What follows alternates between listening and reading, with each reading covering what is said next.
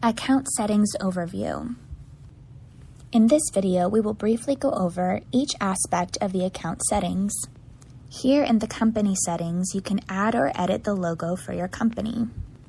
You can add the name, main email, phone number, and website for your company. The API key is also located wherever you need to access it. In the right-hand section, you can establish the address and time zone for your company. Underneath that is the general settings for your company, where you can enable duplicate contacts and opportunity, although we usually recommend you leave this off. Merging Facebook contacts by name can be very helpful if you've integrated a Facebook account with your company. And you can also disable adaptive time zones if you want the time zone to always match the one designated for your company. Otherwise, contacts will see appointments in their respective time zones. In the team management settings, you're able to add and remove employee accounts to your company. Click on Add Employee to access all of the employee settings. You can add user info such as their name, email, and phone number. This is also where you can change their account password. Under User Permissions, you can control what features their account has access to. You can also assign the employee a specific role and edit the employee's voicemail, settings, and overall availability. To use the calendar configuration, you need to have the employee integrate their Google account first, which we will show you how to do shortly. Under the Teams tab, you can group your employees into different teams and have calendars for those unique groups. The pipeline setting is where you will create all of the pipelines for your company. Click on Create New Pipeline to see how you can set up your pipelines. Here you can name the pipeline and add as many stages as you need. You can also prevent your pipeline data from appearing on your dashboard by clicking on these side icons. The calendar settings is where you can create and view all your calendars. Your calendars will be separated by general calendars or team calendars, which are designated in the team management settings.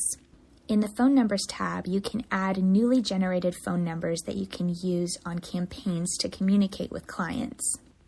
And if you click on Edit for a phone number, you can designate a forwarding phone number as well as enable whispering messaging, which will notify your forwarding number who is contacting you. And you can enable a call recording and a message that will notify the caller that they're being recorded. With the Review Widget settings, you can create a widget that will be embedded within your company website to creatively show off your compiled and highlighted reviews. The Custom Fields tab is where you can add and edit your custom fields. We also have more videos that further explore this setting.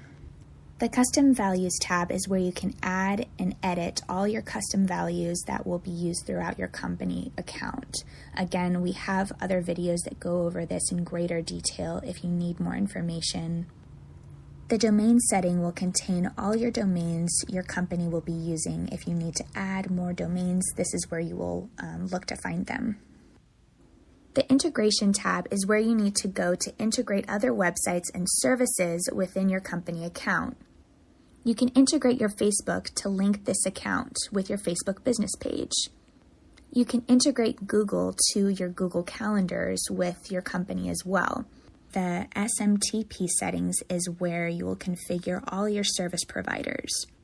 You can establish a forwarding address and configure BCC email addresses, as well as enable certain employees and users to receive this information as well, which you can configure further in the team settings. When setting up your provider, there are a few default options, but if your specific provider does not appear, you can use the other category or whichever provider you need to. The tag settings is where you can create all the tags that you will be using to differentiate your clients' contacts from each other, and oftentimes initiate certain triggers when those contacts meet various tag requirements. So this was a brief overview of the system settings. Feel free to come back to this video at any point if you need a specific settings tab explained again. For more information, you can take a look at our other videos which go into further detail while using many of these settings tabs.